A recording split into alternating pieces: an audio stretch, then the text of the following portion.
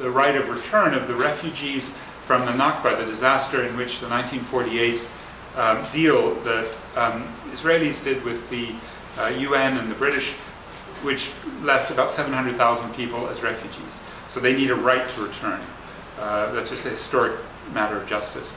A second is to stop the discrimination against those Palestinians still in Israel, and a third is to stop the occupation of the West Bank and the pressure on Gaza. Now those are the kinds of things that, to me, don't really easily get resolved in two states. I mean, it's hard to do right of return when the demographics and when the geographical relationships, especially when the carve-up of the West Bank has gone so far.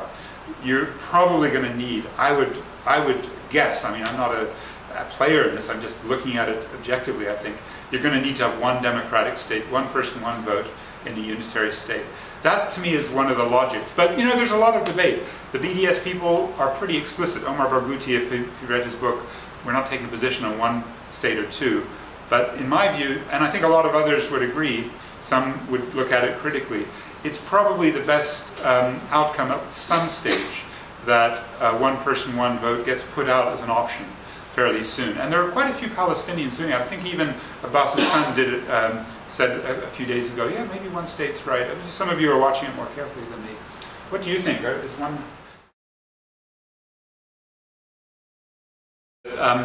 The conditions of opposing apartheid became a lot clearer after 1990 when Nelson Mandela was released from jail. But it was in May 23rd, 1986, seared in my memory, that three of us nearly died in a shanty attack by Delta Upsilon frat members who weren't acting on behalf of apartheid, but you know, that their mentality is we don't want this dirty shanty on the lower quad. We had the Young Americans for Freedom putting up a gulag right next to the shanty. There was definitely an undercurrent of white supremacy that is probably overcurrent and very evident throughout Baltimore, throughout Johns Hopkins. And those always have to be fought. The worst example of this is the man who, in 1962, was put in jail by the CIA, not too far from where I live in Durban. And in 2008, the US Congress passed a law directed at this man, declaring that he was no longer a terrorist. From 1962 to 2008, I worked for him in 94 and 96. Nelson Mandela was a terrorist. Dick Cheney would still call him that, right? And so you've got a history here of such solidarity between the US 1% and the apartheid regime over minerals, over geopolitics, over this deputy sheriff function. And it does make us, especially when Barack Obama came twice last year, and giving the most eloquent speech at the Mandela Memorial last December 10, to quickly remind ourselves that when the US and the Johns Hopkins University's connections to the US military through the Applied Physics Lab are very strong, the US does things in Africa with AFRICOM. There are fingerprints here. And it's never as easy as saying, oh, I never supported apartheid. Every Afrikaner you meet in South Africa, oh, I never supported apartheid. Nobody supported apartheid. I don't know how it came about. But yeah, there's memories that are a little fuzzy on that. But I agree, we've got to really firm up and say, Israel is like South Africa, practicing apartheid. You could go further if you're an intellectual, using the theory of settler colonialism. That's kind of a new popular theory at Berzec, where I'm teaching a bit. And those are the kinds of comparisons we're making all the time. It's a very easy answer to you. It's one word, Washington. That means that the region has been subject to neoliberalism. And I'll just give you one case. Mohamed Bouazizi. Does that name ring a bell? Who was he? Tunisian, right? A fruit seller. And because he sold fruit, he didn't pay VAT. He got the fruit in the orchard, he sold it. There was no VAT. What's VAT? Value added tax, a sales tax. The IMF came to Tunisia. They had a good buddy there, Ben Ali, the president. In fact, President Ben Ali gave the head of the IMF, before his tragic Viagra overdose, Dominique Strauss-Kahn, he was fired for what was seen as a rape in a hotel in May 2011. But in September 2010, the IMF told Ben Ali, hey, listen, lower your corporate taxes, raise your VAT, raise the taxes on the masses. Now, Mohamed Bouazizi wasn't paying VAT. Police didn't like that. Throw over his cart. So there was a spark, which I trace back to Washington. And I think the whole region is full of that. And Mubarak imposing structural adjustment, and a labor movement coming up well before the Tahrir Square mobilizations.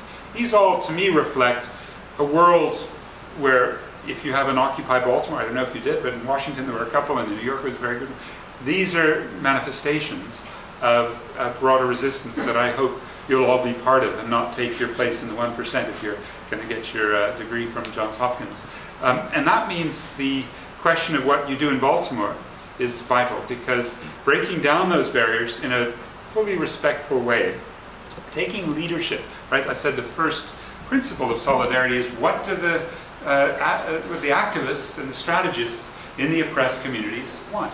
And what are they asking you to do?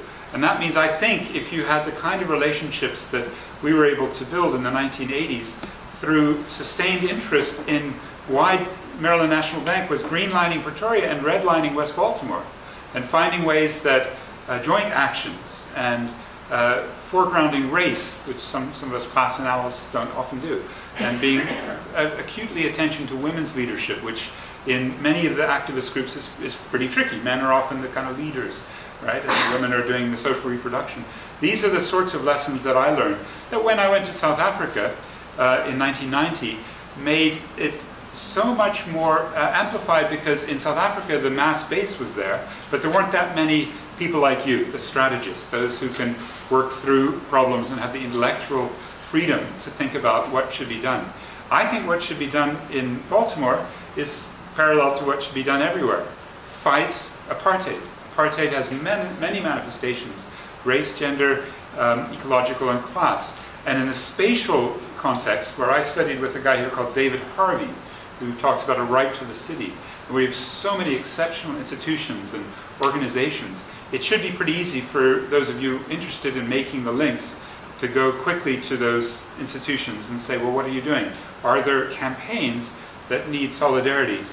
And a last point, because you're probably interested, in 1985 to 92, when I was here, did the name Johns Hopkins resonate with arrogance, stupidity, imperialist ambitions in Baltimore the way I think it does now? And of course it did. And that two other points.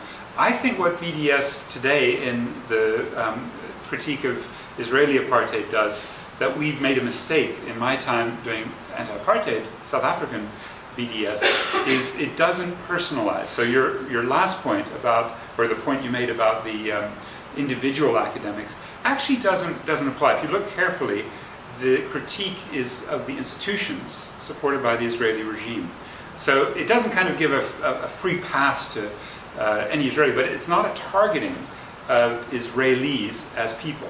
It's Israeli academic institutions. Exactly, yeah. So the institutions. So in South Africa we've had quite, I think, sophisticated debates about whether a water system from Ben Gurion University can be applied in South Africa via a South African university.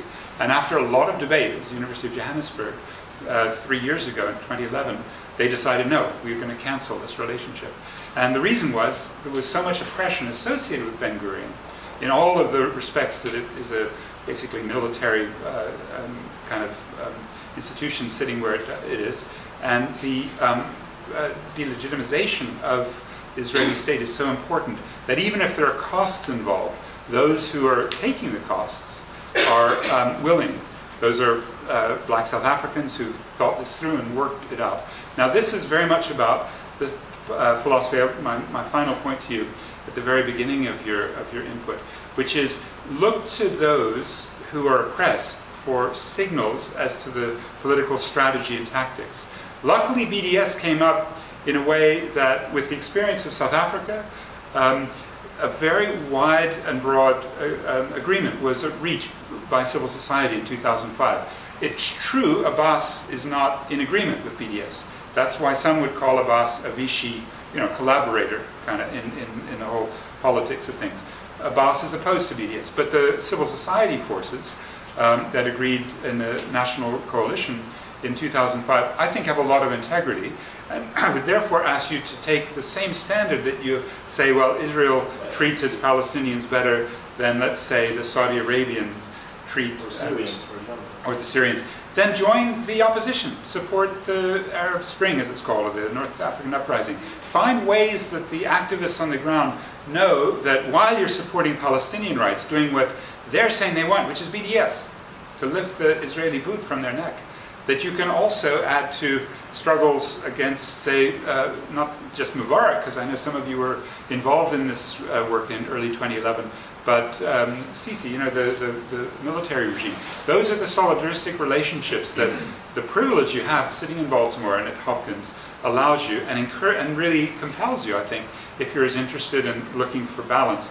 Find unifying solidarity that allows the Palestinian struggles and these various socioeconomic and democratic struggles of the region to fit together. I think they do, and we didn't see a sort of Palestinian spring because it was a very different context in which the Palestinians are just not going to overthrow the PA. They've got a bigger enemy next door in Israel. But nevertheless, the spirit is there, and the ability of Palestinians to think across the other borders of Arab countries to find solidaristic resonance, I have very firmly witnessed. So I think we do have a great opportunity. This Middle East region is in extreme turmoil. And when Hillary Clinton, in February 2011, endorses Mubarak's regime, he's my great friend, his regime is stable, and it falls the next day, you know you've got an incredibly fluid situation where at the State Department and its allies at Hopkins, you've got a chance to make some advances.